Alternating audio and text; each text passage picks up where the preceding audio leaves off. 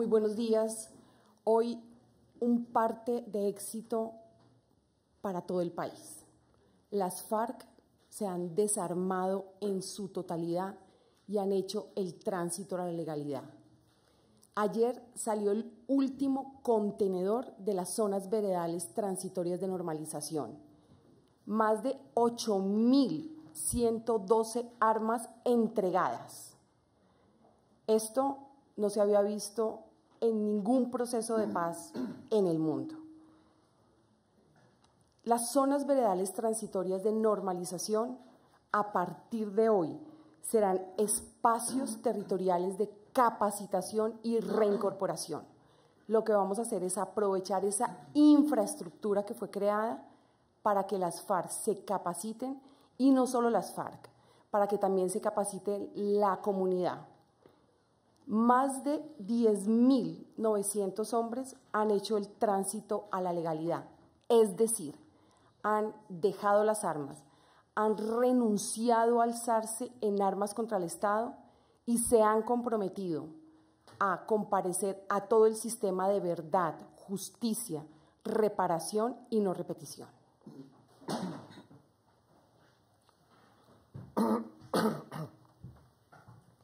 Muy bien, a continuación escucharemos al ministro de Defensa, Luis Carlos Villegas. Buenos días para todos y a los televidentes y compañeros de la mesa. Yo soy el primer ministro de Defensa en 53 años, que llega hoy, 16 de agosto de 2017, a su oficina en el CAN, sin preocuparse por los actos ilegales de las FARC. Hoy es el primer día en el cual el sector defensa, sus fuerzas militares y de policía, empiezan definitivamente una nueva etapa en materia de seguridad.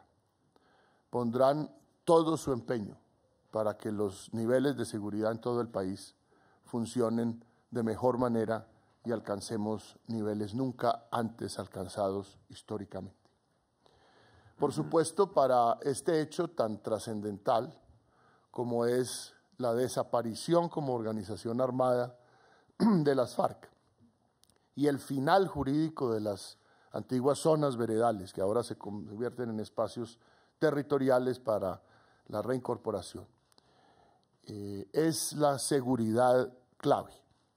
Por eso hemos tomado los municipios, corregimientos y departamentos que acogieron las antiguas zonas veredales y los clasificamos de acuerdo con su complejidad y con los niveles de riesgo en materia de seguridad, en materia de aislamiento geográfico, en materia de dificultades para su abastecimiento, etc.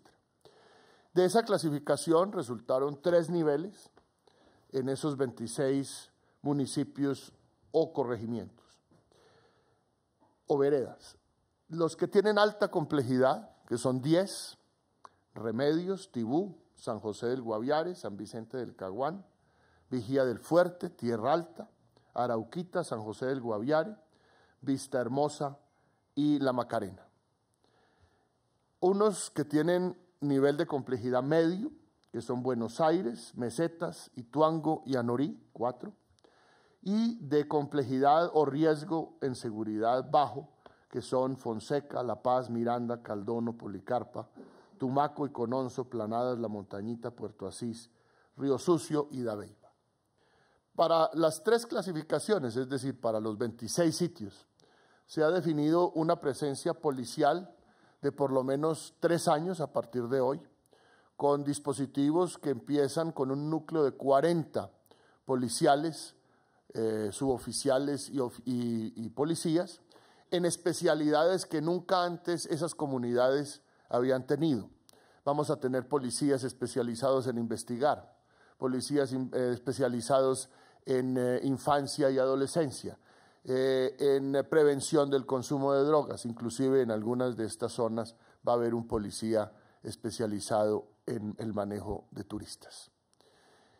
Además de ese dispositivo policial de 40 permanentes durante los próximos 3 años, estará una unidad básica de carabineros para los temas de prevención, es decir, poder resolver pequeñas controversias entre vecinos, solucionar problemas que no terminen en riñas o en delitos mayores, garantizar una mejor seguridad para temas como asaltos, robos, etc. Igualmente le hemos pedido a los señores gobernadores que nominen un inspector de policía que pueda cumplir desde la orilla civil con esa función policial de prevención y de solución de controversias, y el alto comisionado para el posconflicto ha ofrecido inclusive sufragar los gastos que signifique ese inspector de policía. Luego está la parte militar. Para las zonas de alta complejidad y alto riesgo se van a mantener los dispositivos actuales, es decir, entre 450 y 500 hombres del ejército en batallones de operaciones terrestres que estarán cubriendo ya no solo la ex zona veredal, sino toda la región, toda la vereda o corregimiento si fuera el caso. Y para los de riesgo o complejidad media o baja, vamos a tener dispositivos de 281 hombres, oficiales, suboficiales y soldados, con una permanencia ambos, los de complejidad alta y los de media y baja, dependiendo de las necesidades que nos digan las comunidades, de la opinión de la Policía Nacional si necesita asistencia militar o no, por todo el tiempo que sea necesario. Igualmente hay dos mecanismos que son ya un instrumento muy apreciado por la gente. El primero, SIRIE, el Sistema Integral de Reacción Inmediata, que está en 12 regiones de Colombia a cargo de un coronel, cada una de ellas, coronel del Ejército, donde se puede dar información sobre hechos sospechosos o que son hechos por fuera de la normalidad de esas zonas, especialmente rurales. Tenemos hasta el momento más de 300 casos ya recibidos que provienen de medios de comunicación, de la Misión de Ayuda a la Paz de la OEA, MAP-OEA, de Naciones Unidas, de la Defensoría, de la Oficina del Alto Comisionado de Derechos Humanos, de las autoridades locales, más de 300 casos. De esos 365 han sido descartados porque no se pudo comprobar que hayan sucedido, esto por supuesto en consulta con los presidentes de las juntas de acción comunal, autoridades civiles, etc. Y de los otros 248 o algo parecido, hemos de ahí derivado un Consejo de Seguridad o una actuación de la Fiscalía General de la Nación o de la Defensoría del Pueblo. Ese es un mecanismo que aprovecho yo para invitar a los ciudadanos a que lo usen en esas regiones de Colombia. Y por último, vamos a ver en esas veredas, en esos corregimientos, una carpa azul, una carpa que literalmente será de ese color y que significa un puesto de mando interinstitucional para prestar los servicios del Estado, ya no solo de seguridad, que esas comunidades nunca habían tenido. Inclusive antes del proceso eran comunidades alejadas de esos servicios. Va a estar en esa carpa azul la Fiscalía, la Defensoría, las fuerzas militares, la policía, el mecanismo de monitoreo y verificación, y si fuere necesario, por casos concretos de seguridad, tendrá un vínculo con las propias ex-FARC para información y acciones correspondientes. Todo esto está encadenado, es un sistema que, por supuesto, esperamos garantice altos niveles de seguridad una vez terminadas las zonas veredales, una vez terminado el proceso de desarme de las FARC e iniciado hoy un nuevo capítulo de la historia de Colombia para construir un horizonte de tranquilidad y de paz. Muy bien, a continuación escucharemos al ministro del Interior, Guillermo Rivera.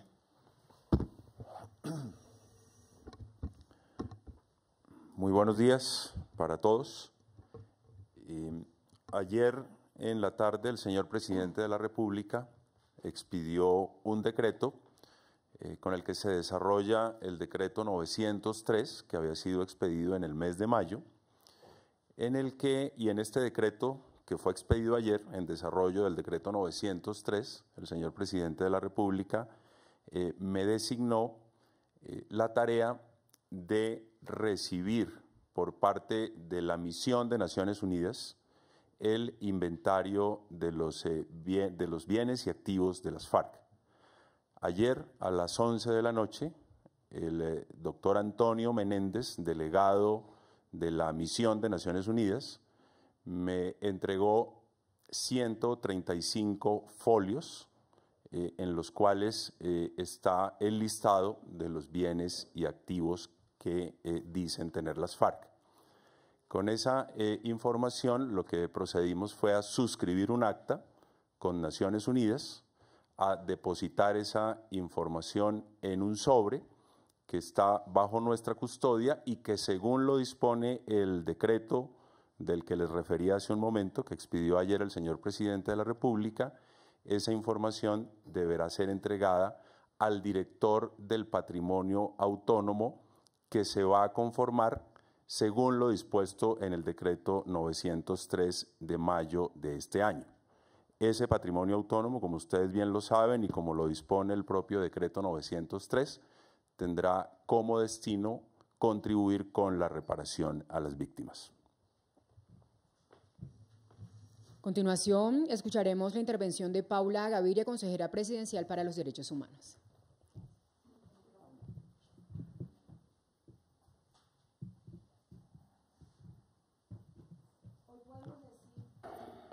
Hoy podemos decir que estamos poniendo punto final, a la violencia que truncó la vida de estos jóvenes y la de millones de colombianos. Es profundamente valioso y positivo que la salida de estos menores de edad haya generado tanto interés y solidaridad en nuestro país. Me ha conmovido mucho que ustedes estén pendientes, que la sociedad colombiana esté pendiente de estos jóvenes menores de edad. Y los derechos de estos menores de edad son prevalentes sobre los demás derechos de todos los colombianos. Y siempre, quisiera recordar, están por encima de cualquier interés o agenda política. Estos jóvenes deben ser los jóvenes de la reconciliación. Ningún menor de edad ni ningún colombiano ha padecido lo que han padecido estos menores de edad. Pero ante nuestras manos está la oportunidad de realmente dejarlos soñar y dejar avanzar en sus proyectos de vida. Tienen ilusiones, opiniones, vivencias, pero también tienen miedos, como cualquier adolescente de su edad. Y son reflejo de un país que vivió tal vez por demasiados años una violencia que nunca más debe repetirse. Son imagen de superación, son imagen de esperanza, de valentía. Unos quieren ser pilotos comerciales, otros quieren ser futbolistas, unos quieren ser cantantes, sueñan con conocer a Ana Gabriel, sueñan con conocer a Falcao, sueñan con recorrer el mundo. Muchos quieren ser médicos, muchos quieren dedicarse a ciencias de la salud porque en la guerra aprendieron también muchas cosas en relación con la salud. Y perciben el mundo de un modo único y debemos además restituirles eso que perdieron. Un total de 124 menores de edad salieron en el marco del acuerdo final de paz. Hasta el 13 de agosto habían salido 98, ayer salieron 26. Sin embargo, es muy importante saber que estamos hablando de adolescentes y jóvenes que están próximos a cumplir 18. La edad promedio de todos los que salieron es 17 años, 16 y medio, 17. Y son jóvenes que tienen también una capacidad, son sujetos de derecho y tienen también una capacidad de decidir. Hay que conocer lo que pasó en la guerra, que hay vínculos con personas que son mayores de edad, muchos han generado familia dentro de las FARC. Entonces nosotros estamos hoy todavía insistiendo y buscando en algunas zonas, 3 o 4 zonas, donde estos jóvenes no han querido salir. Volvimos hoy porque insistimos en que queremos que salgan. Pero el mensaje para ellos y para todo el país es que igual van a ser parte del proceso de atención del Estado colombiano del camino diferencial de vida. Y yo quiero decirles, porque se ha hablado mucho sobre esa atención que hemos dado a los que ya han salido.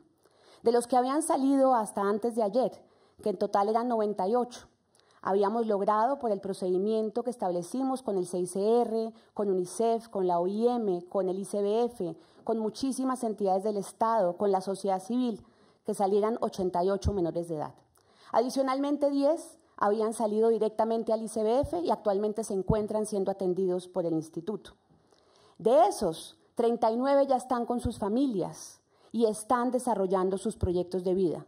Todos tienen salud, todos tienen cupos educativos. Estamos trabajando con el SENA para perfilar también cuáles son sus intereses para su ocupación posterior. Estamos trabajando con el Ministerio de Educación para mirar becas de educación superior. Estamos trabajando con Prosperidad Social para acompañar a esas familias, en Más Familias en Acción, en Unidos. Estamos trabajando con el Ministerio de Agricultura para vivienda rural, Ministerio de Vivienda para vivienda urbana, es decir, nos ocupamos también de las familias.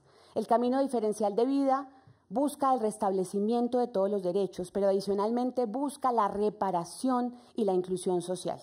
Puedo decirles que el 100% presentaron sus declaraciones ante el Ministerio Público como víctimas y 82 ya han sido incluidos como víctimas del conflicto armado que son. Y estos menores de edad se encuentran en este momento siendo reparados. De los incluidos en el registro, más del 60% ya tiene constituido su encargo fiduciario. Esa es su reparación, su indemnización. Este encargo fiduciario será materializado en esa reparación económica cuando cumplan la mayoría de edad. Igualmente establecimos en el Consejo de Reincorporación que no pierden sus derechos al cumplir 18, así que los beneficios en reincorporación también aplican para estos menores de edad. Esa es la información que tenemos y el mensaje que queremos darle a todos los colombianos es que nunca más el dolor, la rabia o la falta de oportunidades marquen el presente y el futuro de estos jóvenes. Merecemos un país donde los padres sepan que habrá oportunidades para sus hijos, donde los jóvenes sepan que serán protegidos por sus comunidades.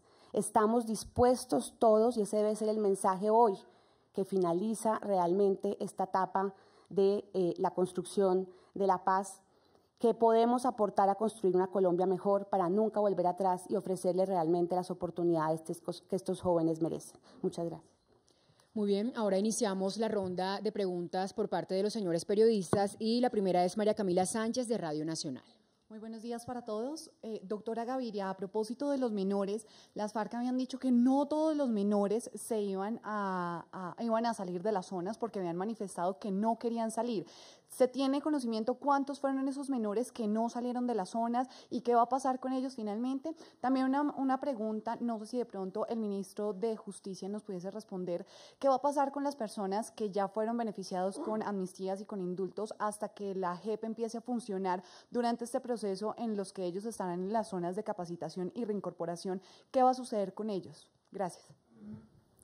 María Camila, nosotros en el primer momento de salidas hicimos un proceso profundo de sensibilización.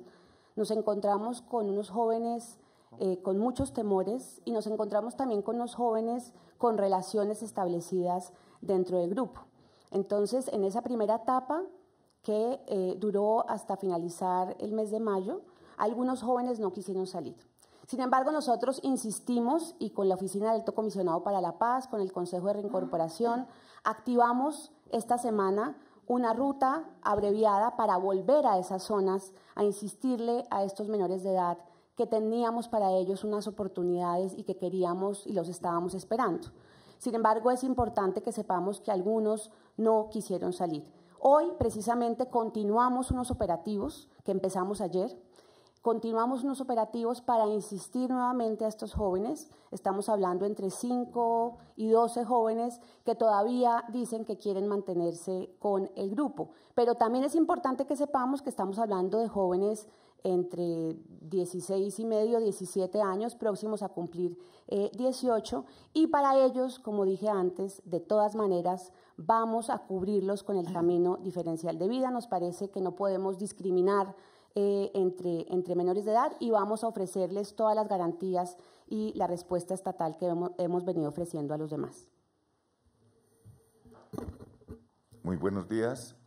Respecto a la pregunta sobre amnistiados, es importante señalar que los amnistiados de Yuri, ellos ya hicieron tránsito a la legalidad, o sea, están en condiciones de completa normalidad. Los que tienen delitos que son de competencia de la JEP, ya firmaron los respectivos compromisos para comparecer una vez se implemente o se instale el tribunal de la JEP.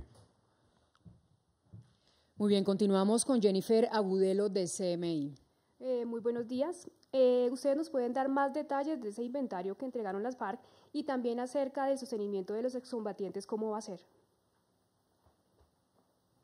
Bueno, el único detalle que podemos dar hasta el momento de ese inventario que nos fue entregado a nosotros nos los entregó la misión de verificación de Naciones Unidas, en esto queremos ser muy precisos, con ellos suscribimos un acta en la que dejamos constancia de que se nos entregaba un listado en 135 folios. El decreto que me ordena a mí recibir ese inventario simple y llanamente me dice que debo ser custodio de ese listado y entregarlo al director del patrimonio autónomo que crea el decreto 903 del año 2017 y que tendrá como destino la reparación de las víctimas. Digamos que ayer a las 11 de la noche recibimos de Naciones Unidas 135 folios en los que hay un listado de bienes y activos. Nosotros no tenemos competencia para hacer una valoración, o al menos yo, según el decreto que me ordena a mí recibir ese inventario, no tengo competencia para hacer una valoración del contenido de esos 135 folios. Mi tarea fue recibir esos folios, guardarlos en un sobre, sellarlos y custodiarlos para ser entregados, conforme lo reza el decreto, al director del patrimonio autónomo que crea el decreto 903. La próxima pregunta es de Cintia Pineda, de Cable Noticias. Buenos días. Tengo dos preguntas, una para el ministro de Defensa, para que nos precise si los excombatientes de las FARC pueden salir de las zonas veredales, cómo va a ser esa zona de seguridad, cuánto tiempo tienen ellos de volver a estos espacios territoriales de reincorporación. Y la otra pregunta es para el ministro de Justicia, cambiando un poco de tema, ¿qué piensa del escándalo que hay hoy en la Corte Suprema de Justicia?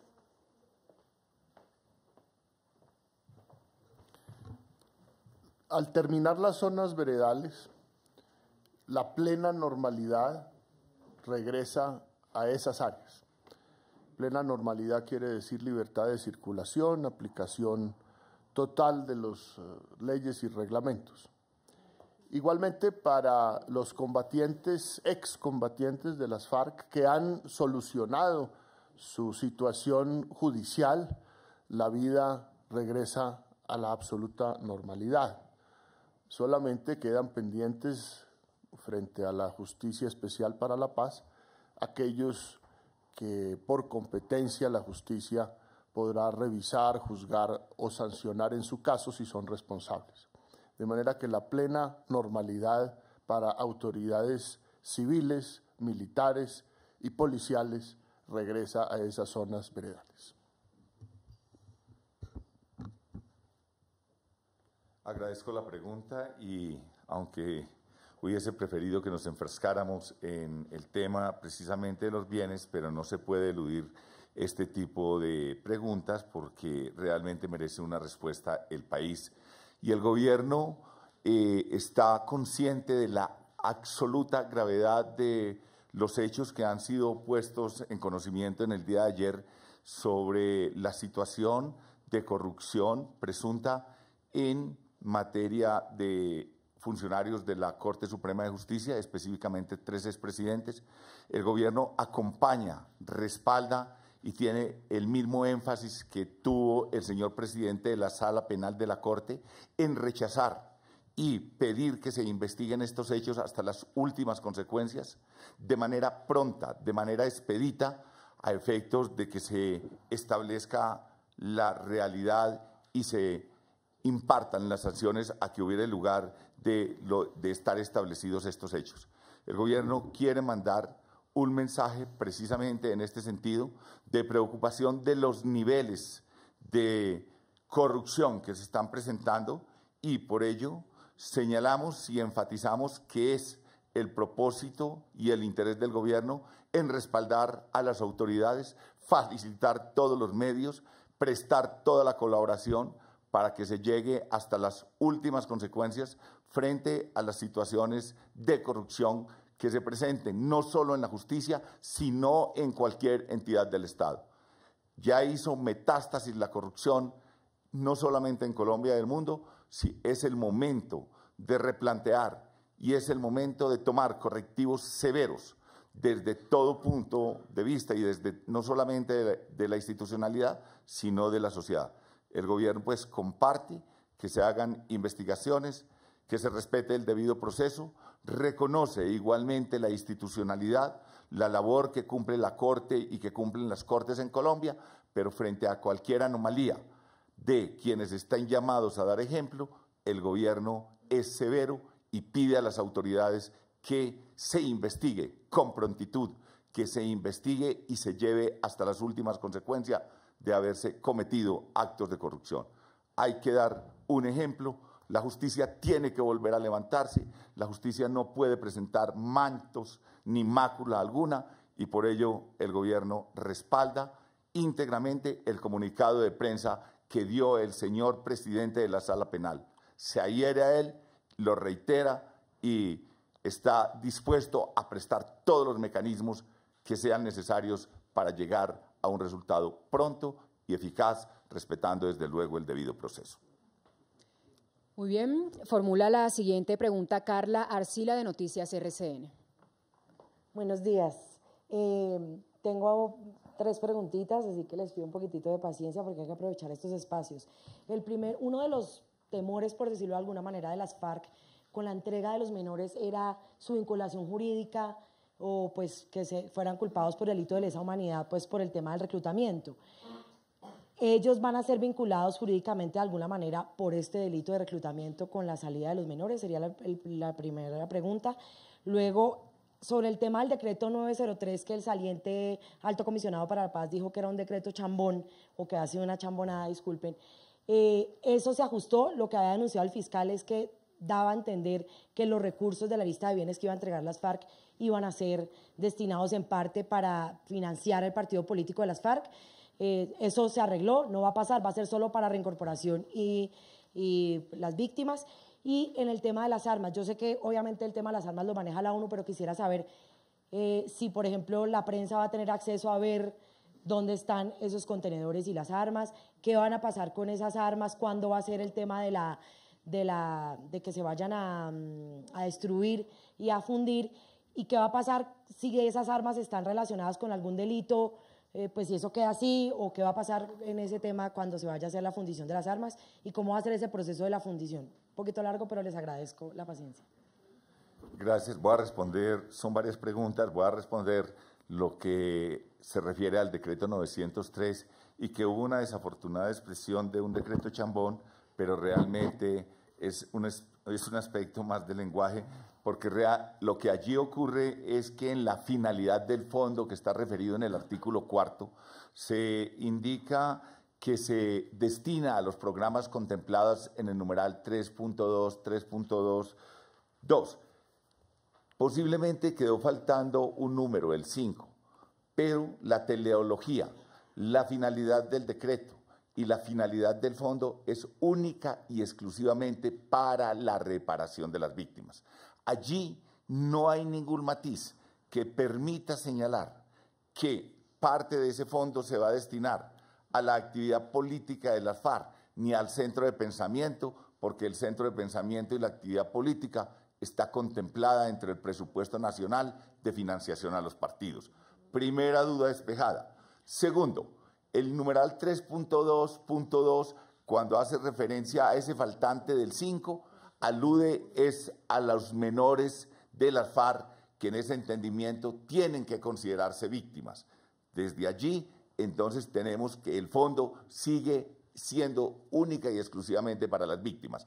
En cuanto a las bases o a la finalidad de la reincorporación, el mismo acuerdo establece cuál es el presupuesto que se va a destinar, que es el 90% de un salario mínimo durante 2 años, que es un capital de 2 millones como una cuota única, e igualmente que se va a manejar lo que tiene que ver con la seguridad social dentro de rubros completamente diferentes a este fondo. Este fondo, quede claro, es única y exclusivamente para atención a las víctimas, entendiendo por víctimas también a los menores de las FARC en el entendimiento del numeral 4, literal 3.2.2 punto 5 que se incorporaría desde el punto de vista de la comprensión sistemática del decreto.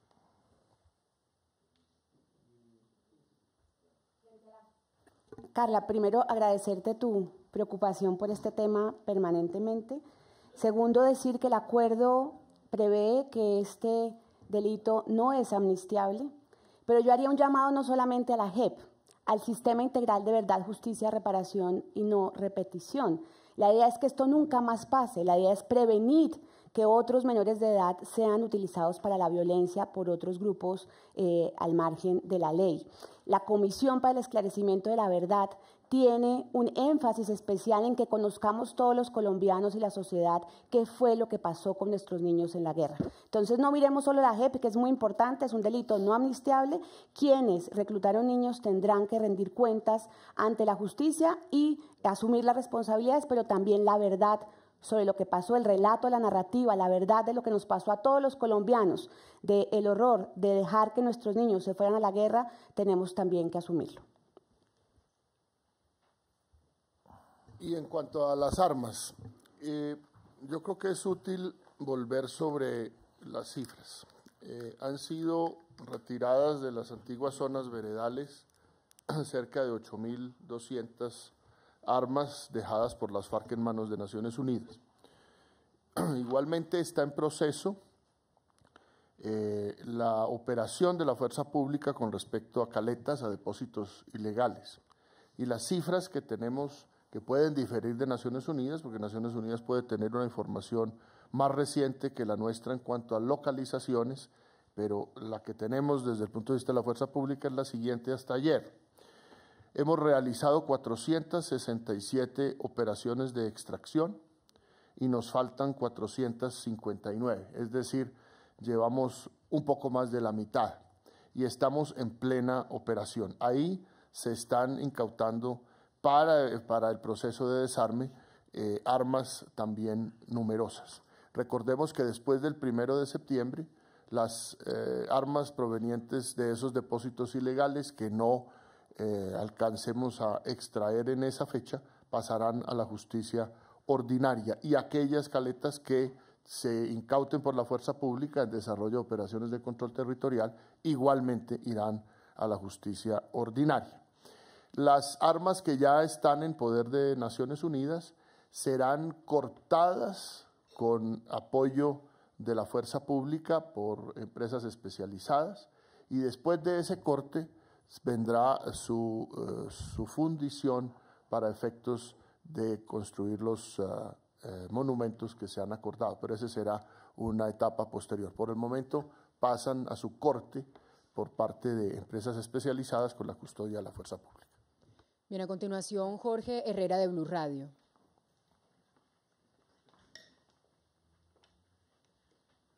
Muy buenos días, Jorge Herrera de Blue Radio. Una pregunta para la doctora Mónica Cifuentes. El defensor del pueblo, Carlos Alfonso Negret, pidió al Comité de Escogencia que no se tome en consideración las hojas de vida de aquellas personas que participaron en la elaboración de los acuerdos de paz. ¿Qué opinión tiene usted con respecto a esto?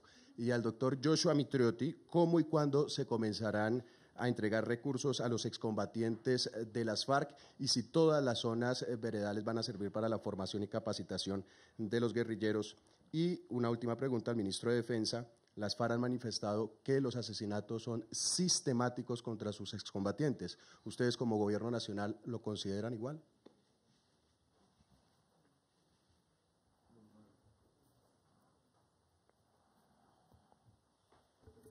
Bueno, solo tengo que decir que es respetable realmente el concepto del defensor, y ya será el Comité de Escogencia el que determine si hay algún tipo de inhabilidad o no para ser designado como magistrado de la Jurisdicción Especial para la Paz. Serán el Comité de Escogencia quien decida. Buenos días a todos y a todas. Al día de hoy tenemos en el listado más actualizado 9.902 personas acreditadas por la Oficina del Comisionado, de las cuales hemos logrado una bancarización con el Banco Agrario de 8.314 personas que hoy tienen ya su cuenta de ahorro. Tenemos 5.909 personas que el día de hoy van a recibir 2 pagos, asignación única de normalización por un monto de 2 millones de pesos y su primera renta básica de 24 meses, que ustedes saben que lo estableció el acuerdo, por el 90% del salario. 2.332 personas deben recibir su pago de aquí al 23. Estamos haciendo todos los esfuerzos para que el viernes de esta semana puedan recibir esos 2 millones de pesos más el 90% del salario. Es decir, a partir de hoy empieza la reincorporación efectiva de las personas de las FARC. En las últimas semanas tal vez ha habido 2 asesinatos de personas relacionadas con las FARC que ya habían pasado por los trámites de solución de su vida judicial. En el primero de ellos, la hipótesis más probable es que la persona que fue víctima de este homicidio estaba con otros milicianos de las FARC departiendo hasta hora tarde en la noche y que de allí se derivó una riña que terminó en ese homicidio. Es la hipótesis más probable, no hemos descartado otras, siguen las investigaciones. Y el otro asesinato, la hipótesis más probable es que la víctima tenga relación con negocios anteriores sobre los cuales se estaban ajustando cuentas. Dicho eso, las causas en ningún caso justifican los asesinatos no solo de exmiembros de las FARC, sino en general de los colombianos. Hemos tenido descensos en el homicidio que son muy importantes. Hoy hay 11.000 homicidios o algo más, que son menos de la mitad de los que teníamos a principios de este siglo XXI. Eso es un gran avance, pero todavía tenemos números que son abundantes. La seguridad de los desmovilizados, de los reincorporados, es la prioridad de la fuerza pública y así se han dado las instrucciones correspondientes. Las investigaciones se mantendrán. Por el momento no hay documentación que nos permita afirmar que hay sistematicidad y yo sería el primero, como en el caso también de los presuntos líderes sociales, en denunciarlo si la hubiera. Y la fuerza pública, repito, redoblará los esfuerzos para mantener altos niveles de seguridad en los reincorporados. Bien, y finalizamos con la intervención de Alfonso Prada, secretario general de la Presidencia de la República. Bueno, muchas gracias. Como lo acaban de observar, y me dirijo también a los colombianos que nos están escuchando y viendo hoy, es que las FARC se han concentrado, se han desmovilizado, han hecho dejación de las armas y entregadas a Naciones Unidas, se ha extractado hasta la última arma de las zonas veredales y las zonas veredales han llegado a su final. Hoy estamos inaugurando una nueva etapa en este proceso de paz y en Colombia. La guerra separó a millones de colombianos de los servicios y la presencia del Estado. Hoy, lo que llegan a las zonas veredales que se transforman en espacios territoriales de, óiganlo bien, capacitación y reincorporación, un nuevo concepto, lo que llega con el Estado son nuevas oportunidades, no solamente para los excombatientes, sino básicamente para la población que durante 50 y más de 50 años fue separada de los servicios y la presencia del Estado en las zonas de conflicto. Por eso, para nosotros es tal vez, y lo ha dicho el presidente Juan Manuel Santos en estos días reiteradamente, el anuncio más importante es la llegada de esas oportunidades para millones de colombianos. Hemos trabajado durante meses enteros para llegar a este día y por eso en estos espacios llega la inversión social y la infraestructura. Quiero destacar que ayer el Congreso de la República en plenaria del Senado dio último debate al proyecto que modifica la destinación de 1 billón de pesos de regalías que va precisamente a reforzar desde la planeación de presencia en infraestructura, toda la presencia del Estado en estos territorios de paz o de consolidación para la paz.